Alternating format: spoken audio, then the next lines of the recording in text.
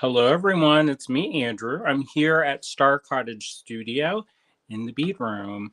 If you don't know what Star Cottage Studio is, it's Allegory Gallery's biggest project yet. It's where my studio is, my personal studio, and the fulfillment center for our online store, which you can find at allegorygallery.com. Hopefully, you all have been having a good week so far. We've been having a busy week. It seems like a busier week than normal, and that's mostly due to the fact that the fall is usually our busy time.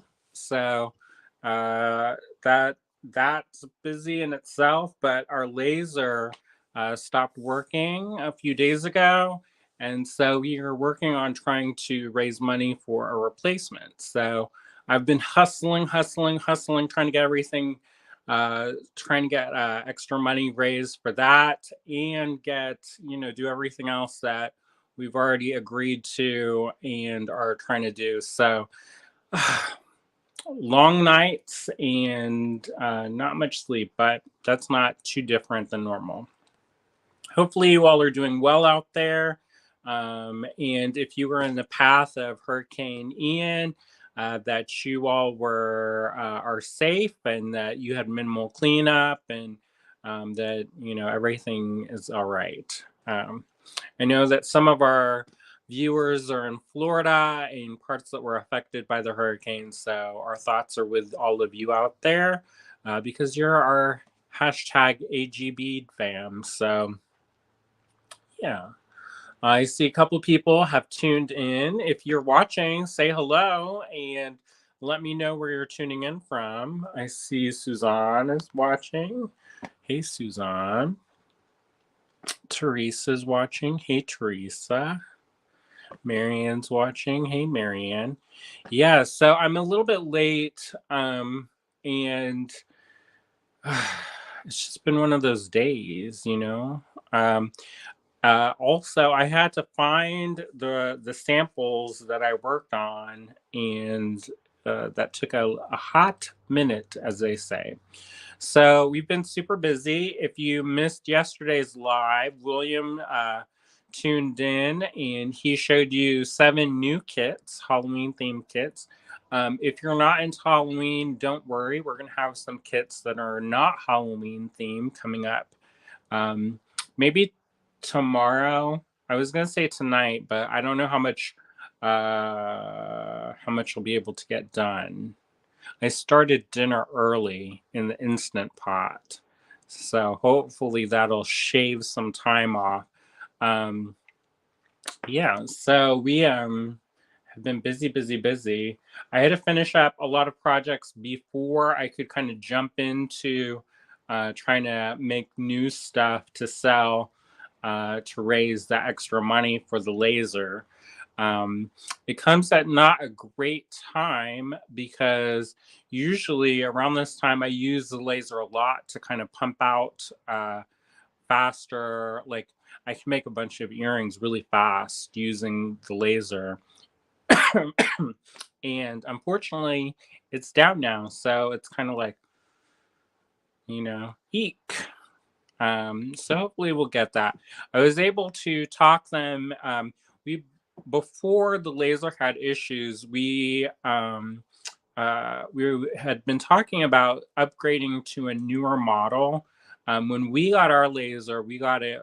We were one of the early investors, and we got one of their first gen models, which was super awesome, but it is not as fast as one of the newer models. So since we do a lot of stuff for production for the shop, and hopefully we'll be able to get back into producing more for wholesale, a newer laser will be better, you know. And so when our laser broke, I contacted them and asked them if what we could do, and they said, "Well, you can trade it for a refurbished model of the same model that you have, and you'll only pay for the repairs. So, so anyways, I asked them if we could upgrade to the newer one, and they said normally no, but since you've been with us so long and you are one of our first investors, they made an allowance for us. So, which is super great. However, it's a little bit more expensive, which is okay because it's half as much as it would cost brand new, and we really could not do it if it was brand new. So, yeah, so we're working on that. So all this week and next week, we'll be having different things for sale. And of course, everything, it's kind of an ecosystem where, if one thing doesn't do well, then the other one has to perform better. So hopefully, fingers crossed, things go well in the physical store, and everything is smooth with that. No other unexpected things pop up, because that's no fun. But yeah, so we're working really hard on that. And then William's also working on taxes, which I don't envy him that job. Yeah.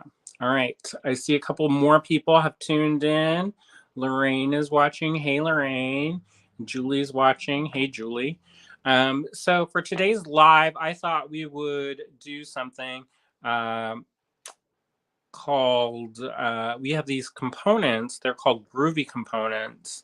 Groovy components. And I wanted to show you a couple of ways that we've worked them up, and also to show you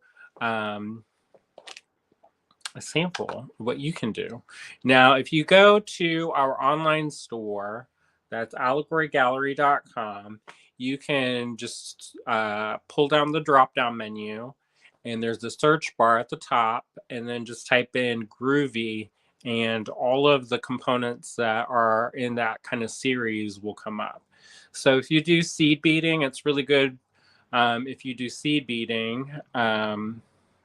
But you can also do other things too, like use them as bead frames. And I'll show you a little bit closer of what that entails when I flip the camera. All right. Well, hopefully you all are doing well out there. I know I started a little bit late, but it seems like my numbers are way down, which is, I don't know if there's anything else going on right now. It's so weird. You never know how these things go. Like, I can, we can have like you know, a bunch of people, and it'll be like the most random time, and then we'll have times when we go like the regular time, and there'll be like 6 people, and it's so weird. But anyways, so I'm just gonna keep going, and hopefully more folks kind of trickle in and we'll enjoy this. I'm going to show you some projects that are already worked up and kind of show you the possibilities. And then we'll do a kind of quick variation of a project. How does that sound? Well, hopefully good. If not, then I would tell you to I would say if you don't like it, turn it off. But we barely have anybody here, so don't do that today. Normally I'm like, whatever. If you don't like it, turn it off. Now I'm like, anyways, William's gonna get mad. He hates it when I say that. He's like, don't tell people to stop watching, because they will. I was like, I don't want people to not watch it, but I also don't want them to be like uncomfortable and not have fun and enjoy themselves. So, all right. So, yeah, I've rambled enough in the beginning. I try to do that so that people can kind of trickle in and find us. But yeah, so it's been about 10 minutes of me rambling. So there you go. Yeah, so I'm going to turn the camera around. You're going to see the ceiling for a second. And yeah.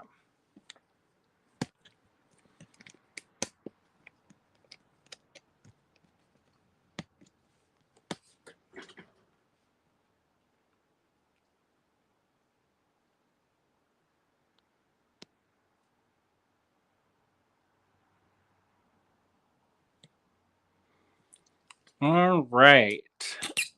So I'm going to zoom in a little bit closer.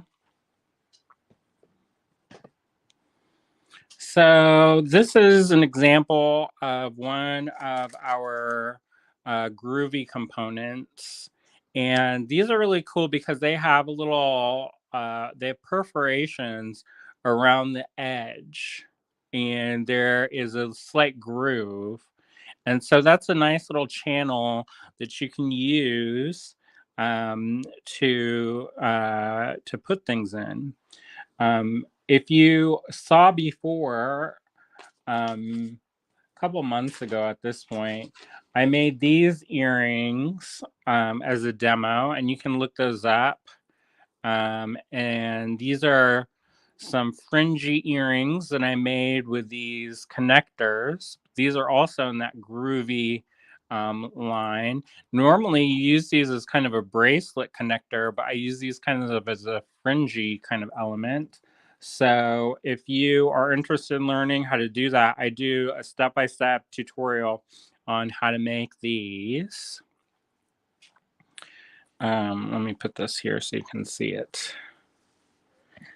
And these come in different shapes. So I have the round one here, but there's also a rectangular one. And there's a teardrop shape. And I think there's different sizes. And yeah, so now normally I'm gonna show you these samples. Now this isn't fully made up. You could use this as a pendant if you wanted to. If you wanted to get really crafty and make little flags, you could make your little flag or pennant or whatever they call those. Show your colors. Maybe this would be cool as like a rainbow. And so this is done with peyote stitch. And this is probably odd count peyote stitch from what I can see. And yeah, so you could do this if you didn't want to make a bracelet like that. Normally you would have that as a bracelet, but this is a way to use this as like a pendant. This is a nice I love this kind of peyote stitch as like a fabric of woven glass, which sounds kind of cool in my mind. When you think of glass, you don't necessarily think of it as like fabric, but when you seed bead like that, that's pretty much what that is. Um, so the nice thing about this is that it's a wonderful foundation for other things. So if you wanted to put embellishments on this, then you could put embellishments on this. Um, One of the trends, if you didn't see, we put together a trendsetter report in the Great Bead Extravaganza. And I worked on that with a couple of other of the presenters. And so we go through and had a conversation about things that we've seen recently and things that we're working on.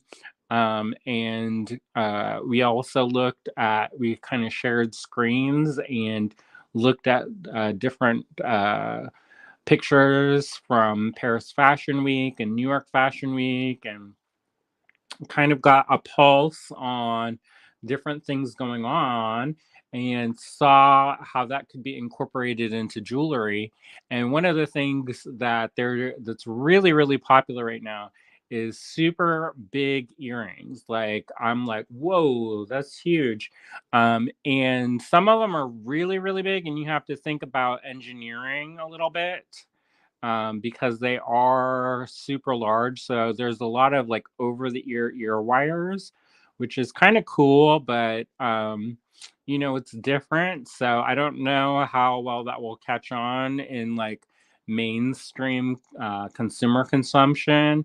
It's more of almost like an avant-garde kind of thing that is very it's a little bit out there, which is cool, but also the cool thing about the avant-garde is that it's kind of like the runway and then the pret-a-porter or ready-to-wear lines. So, you have like the more wild and extreme and over-the-top kind of designs.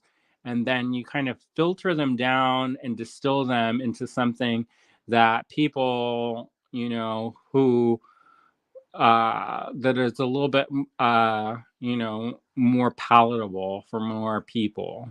So I think that's a very fine line balance. But anyway, so we wrote this trend report, and that, if you're interested in finding that, that's in the Great Bead Extravaganza. It's both on the page and in the group. If you are looking in the group, you might have a little bit of a time finding it, because it's we're having takeover days, and takeover days is each of the presenters from the Fall Fest have a day dedicated to their company, and only they can post in the group during that time period. And it's a way for them to do kind of a more in-depth introduction to who they are as a company. And we started that as a promotion for the next upcoming event, which is in October 21st is the preview night, October 22nd, and October 23rd. Anyways, so instead of people using time during their presentation to mean like, "Hi, my name is blah blah blah, and I do this and we sell that," then they can do that during the takeover days, and just kind of get straight to it, and get to work during their presentation.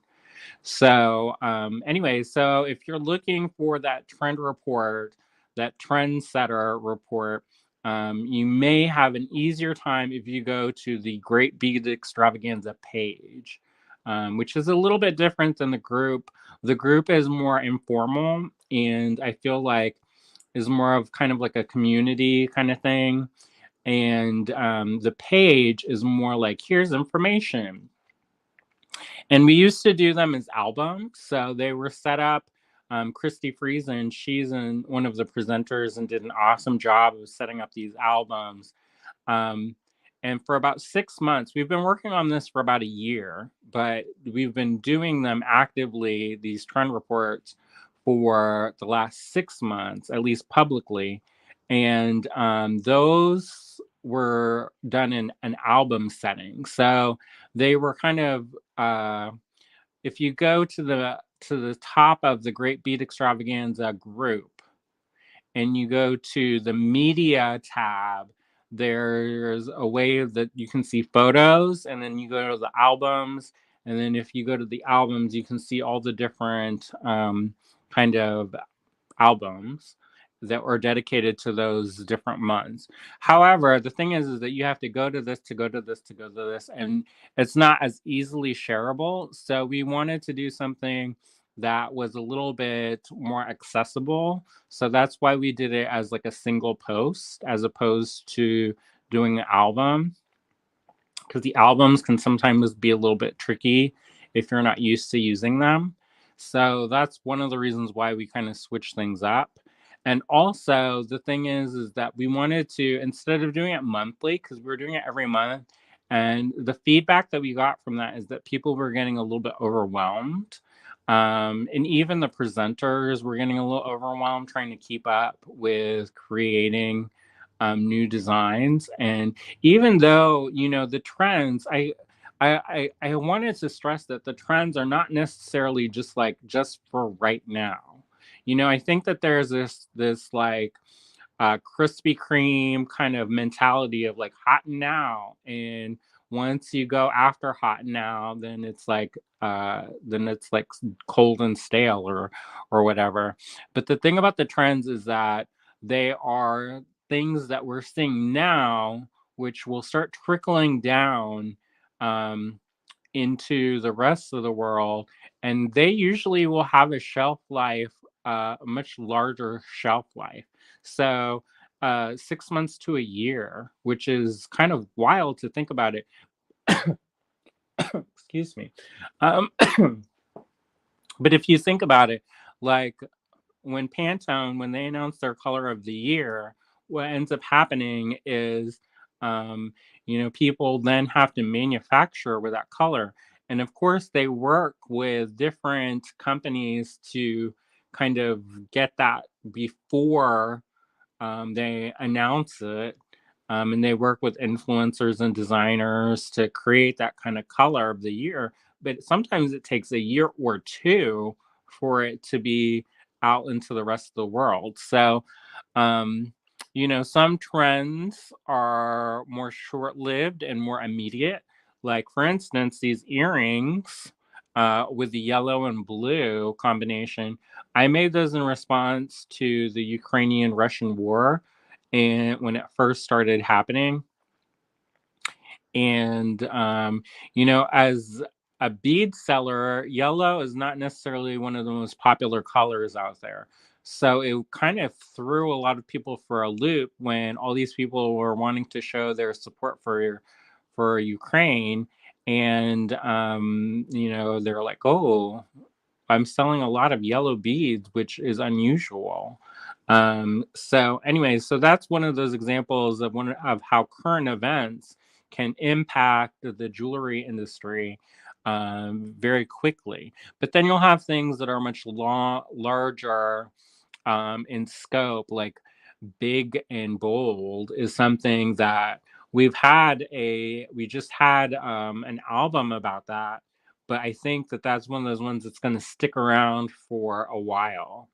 um, I've seen even the minimalist designers that I follow are doing larger, more kind of chunkier pieces um, for them. My definition of large and chunky is way different than somebody who strings a little solitaire on a very dainty chain. It's a very different kind of aesthetic, but I've seen that's something that's going to last for a while, I think. Anyways, so the long and short of that, to circle back around to talk about that, is that so if you wanted to do large earrings, this could be a fun way to do that.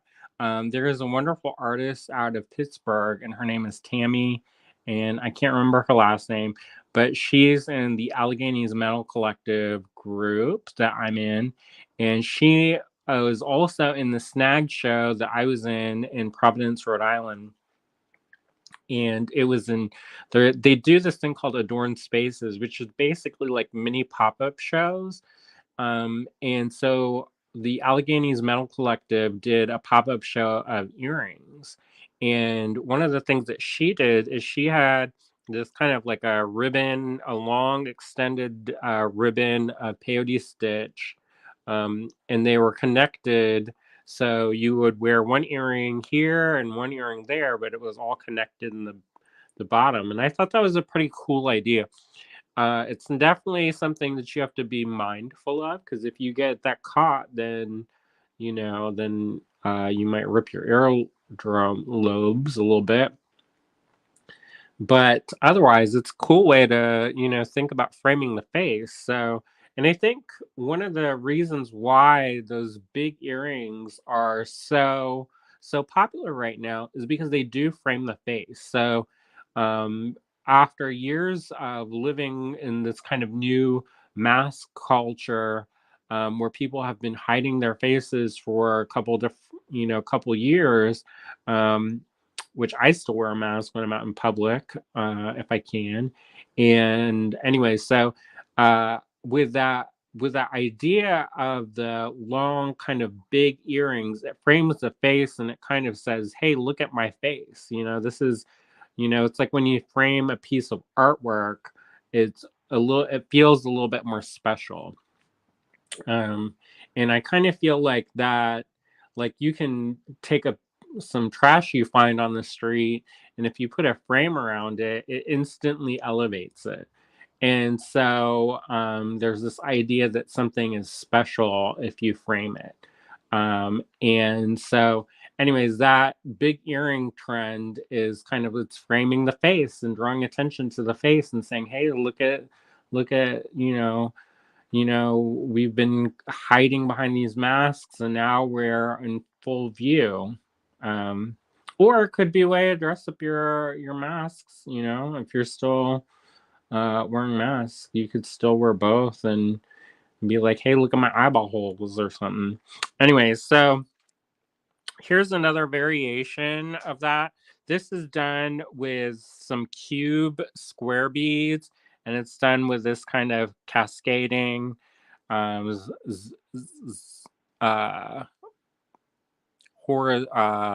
diagonal stripes. So that's one thing that's done. And the cool thing is that this looks like it's loomed, but it's not. Um, the nice thing about these groovy components is that they are a nice foundation to build off of. So here's another example of how you can use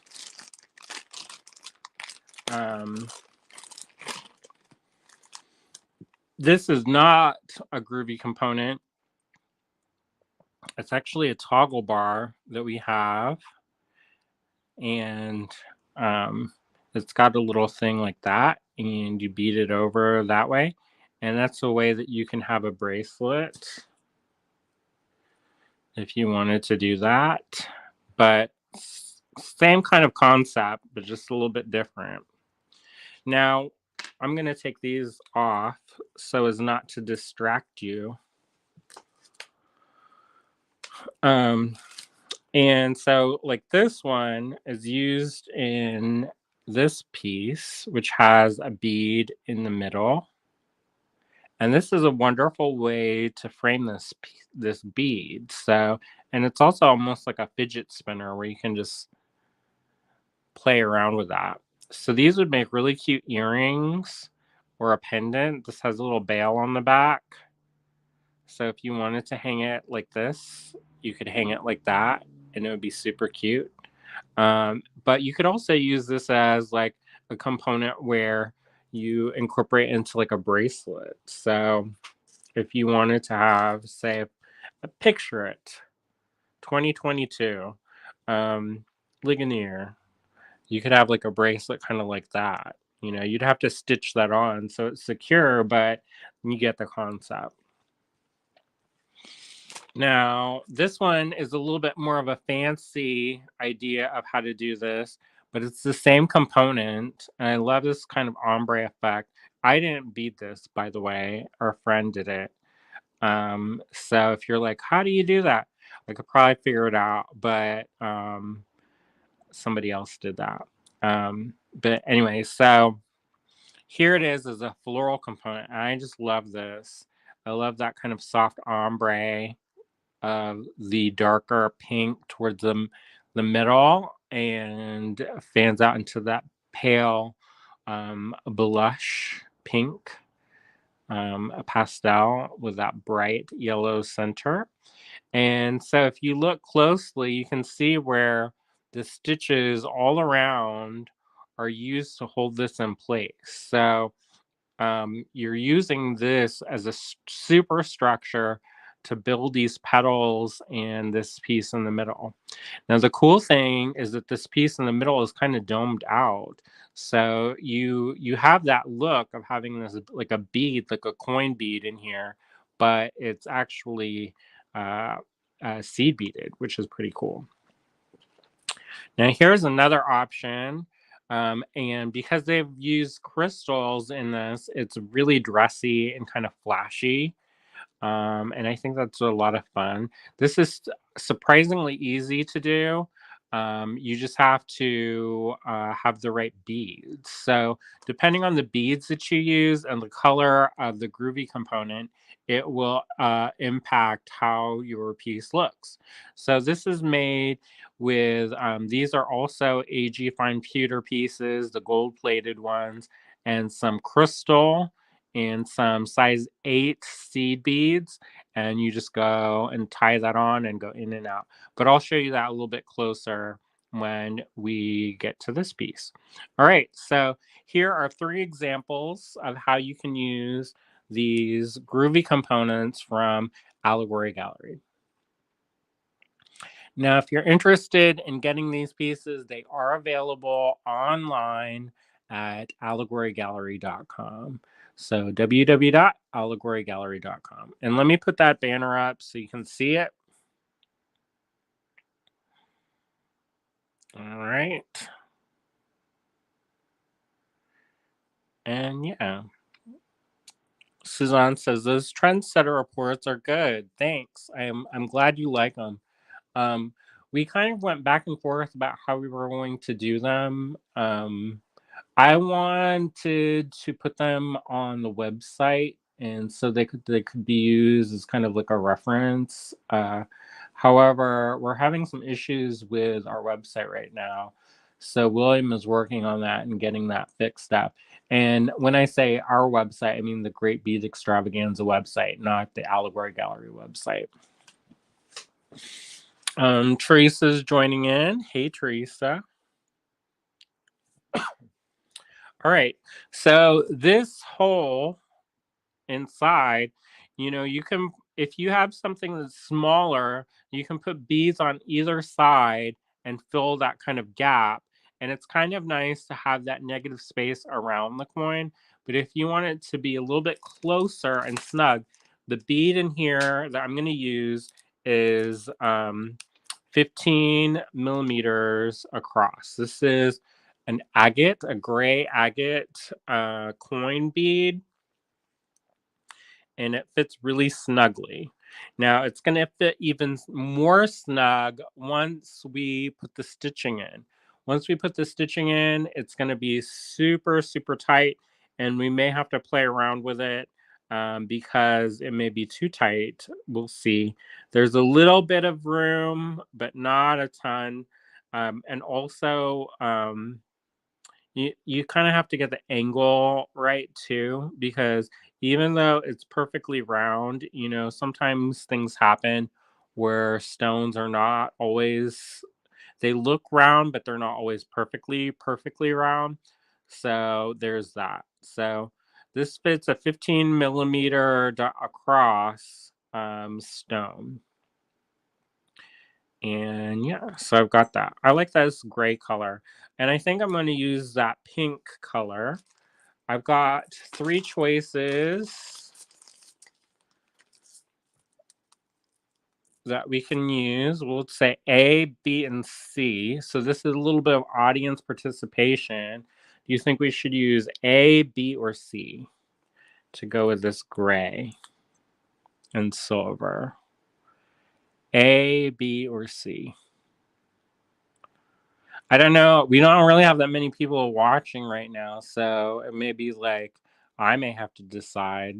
Normally, we have a bunch of folks, and it's like, so pick your poison. Okay, here's a couple. Marianne says B. Facebook user says A. Suzanne says B. So far, B's in the lead, y'all. And so these are Mayuki size 11 rocals. So and the rocals just basically mean they're the rounded off beads. And these are all size 11, 11O. All right. Well, the masses have spoken. Marianne and Suzanne have said B, so let's do B. Oh, Susan says option A. Well, I'm already digging in these ones, so I'm gonna just pour out just a little bit. We're not gonna use a ton, and in theory, I could maybe do like an ombre effect. Maybe we'll do that. We'll see. All right, so I'm going to cut off a wingspan, which is an arm and a torso of Fireline or Wildfire. It's a bonded thread. And this is the crystal or frost or whatever. And this is actually a pretty heavy one. It's a 12-pound test. And then I'm going to get my beading needle and string that up.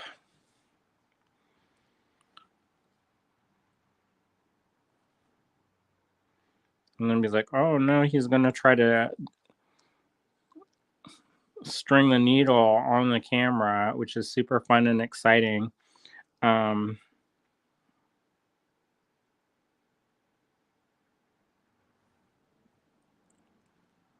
all right. So I'm going to pull that down. And then the first thing I'm going to do is I'm going to find a spot. It doesn't really matter where. One of the perforated holes is a little bit larger. So if you were going to use this as a bead frame, for example, and you wanted to use it as like on a head pin, you would take like something. This is a paddle one, but if you wanted to, you could just you line up the holes.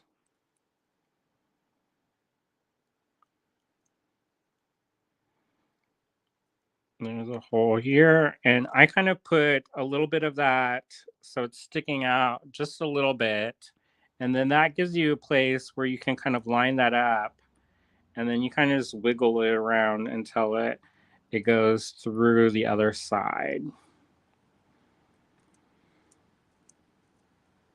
All right. So that's the easiest way to use these is just as a bead frame like that. And I mean, you can't get much easier than that. And then you just do like a wire wrap at the top and be done. Now, this is also a good way if you don't want your point of connection to be beaded. Like with this one, the point of connection in the back here is beaded. So I know sometimes people they get nervous about using things where it's basically dangling by a thread. If you go and you reinforce your stitches and you go back and forth, it's actually fairly sturdy, actually. But if you want a more mechanical connection and a wire connection, you can string up your piece on, if you leave yourself clearance, you can use a head pin and use that. And I actually think this looks kind of cool with that mixed metal. Um, and the fun thing is that since this is a paddle and there's a groove in here, it's not twisting as much. I mean, it's twisting a little bit, but it's not twisting as much because it's got a lip. All right. So if you wanted to, you could just use your round nose pliers and create a wire wrap loop and then attach it to ear wires or a jump ring or whatever. So that's the easiest way to use these Groovy components. But otherwise, you just find your hole, string it through, and leave yourself a little bit of a tail. And the reason why that I'm going to leave a little bit of the tail on there, and this is about 3 or 4 inches of the tail, is that actually I'm going to do it the other way. Is that I can weave that back in and it'll reinforce the stitch and make it a little bit stronger. Okay, so I've come from the outside of the ring and gone inside, and then I'm going to go to the next perforation in there and pull it through. So you're going to have something like this, all right? And I know people are like, oh my gosh, is he really going to do this? So the next thing I'm going to do is I'm going to take that tail and make a little knot in that channel. I'm going to pull it tight, make sure that it's really locked in place. And then I'm going to make another knot. And then that's going to really secure it to my bead frame. And this is fairly heavy thermally bonded thread. So you're going to, it's going to be on there. It's going to be really, I mean, it's on there. All right. So the easiest thing to do whenever you're picking these up is to start with 2 and then go into the hole next to it. Actually, we'll do 1. We'll pick up 1 bead and then we're going to go around and basically make our frame. or it's the foundation of this. Actually, we're not going to do that. Boy, boy, boy. I'm getting ahead of myself. So I'm going to back that needle through. And like I said, we're going to put 2 beads on. And the reason why is that when we go around, we're basically doing a brick stitch around this.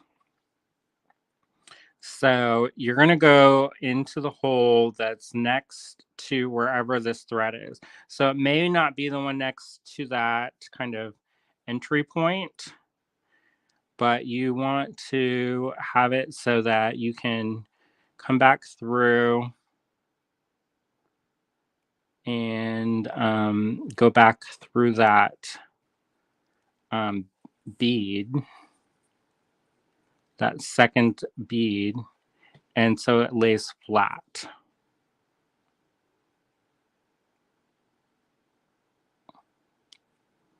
And the reason why you don't do the first one or you add 2 on whenever you're starting brick stitch is because you want them to lay kind of side by side. I don't know if you can see that because it's kind of tiny, but the goal is to have these to be laid side by side.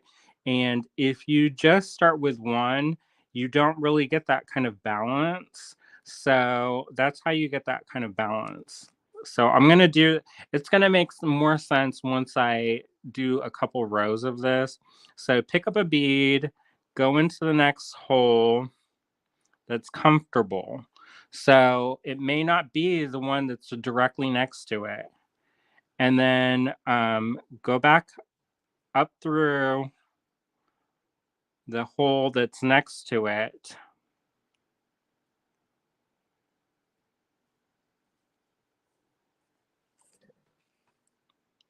And then go up through the bead.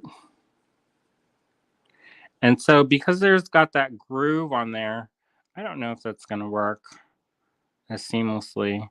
I tested this out, but we'll see. We're going to do it again and make sure.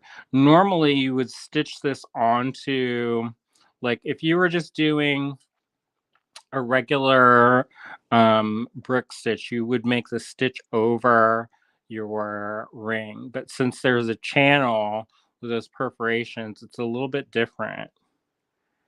And in theory, you could go back or forward.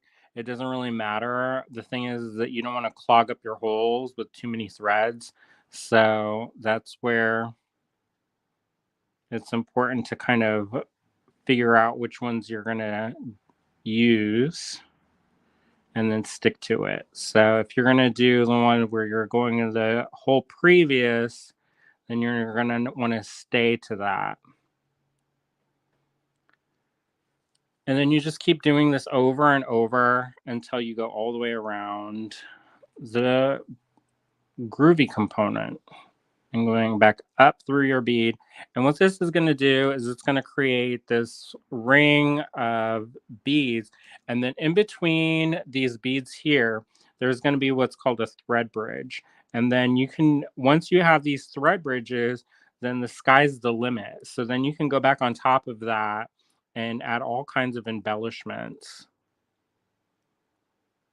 So now if you do encounter where one of the holes is kind of filled, if you have an awl, which is basically a pointy piece of metal on a handle, you can use that awl to kind of open up those holes in.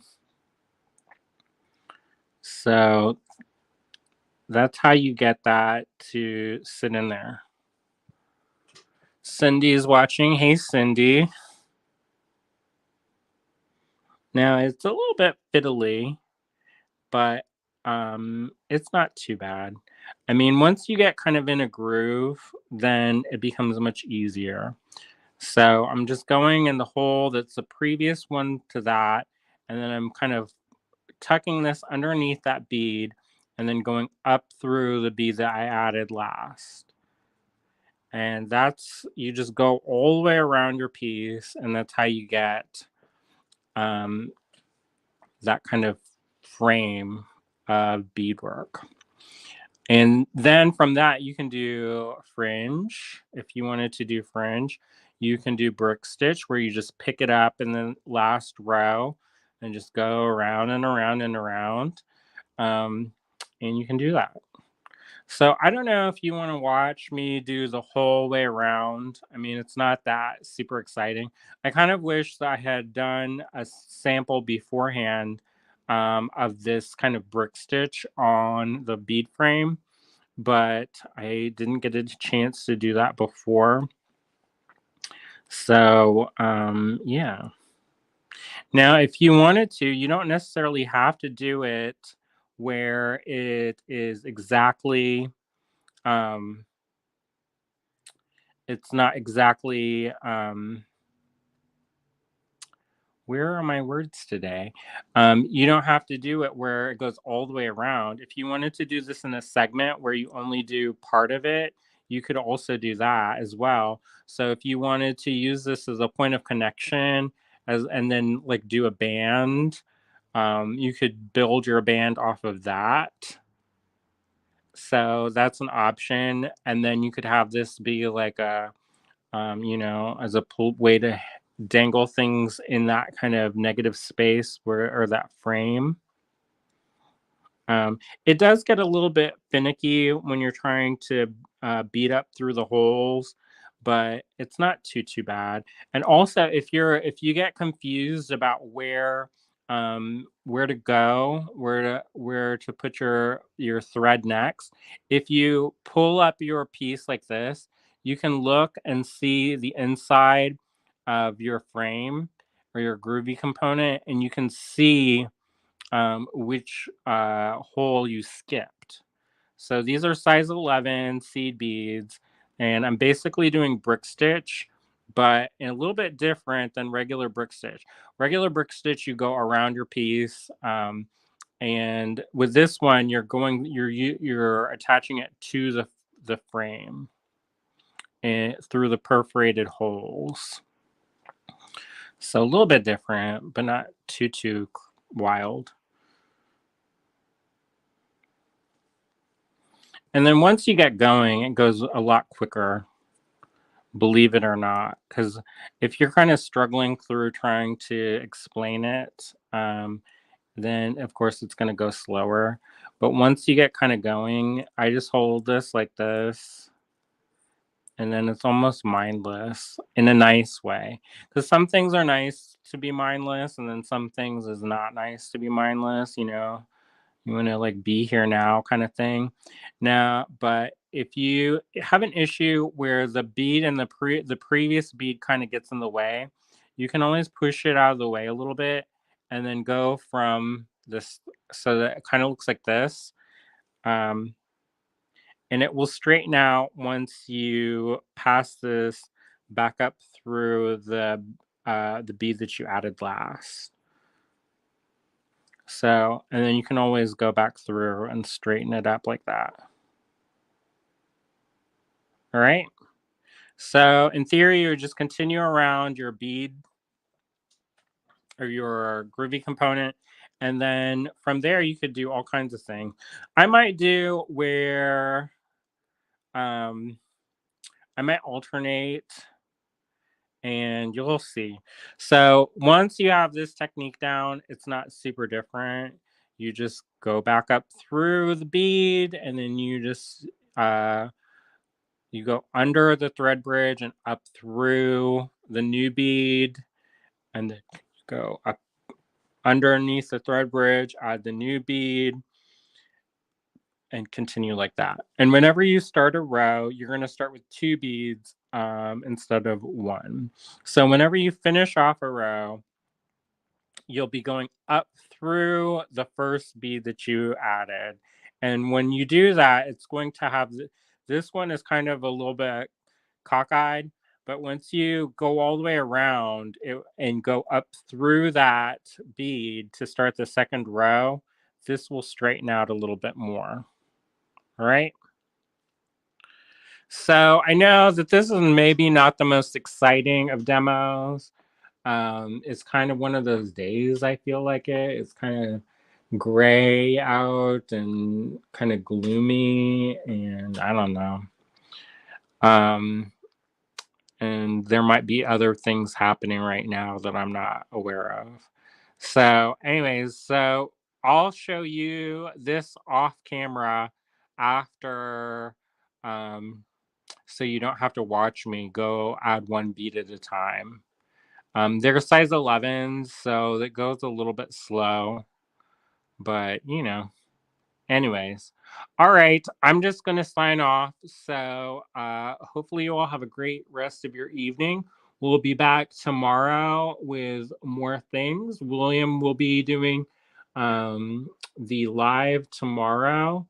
I have a meeting directly after this. We're doing a meeting to be in the Handmade Arcade in Pittsburgh, hopefully this year. So we'll see how we can squeeze all the things in. And then tomorrow, in theory, we have a Botanical Society meeting, but I don't know if we're going to be able to go to that or not. Because this month is a little bit hectic. Because we also have to clean the house because we're going to have company coming soon for Fort Ligonier Days. So we have to do that as well. There's actually quite a lot of stuff that we have to do this week, so we'll see. But we'll be back tomorrow around 5 o'clock, and hopefully we'll see you then. Okay, bye-bye.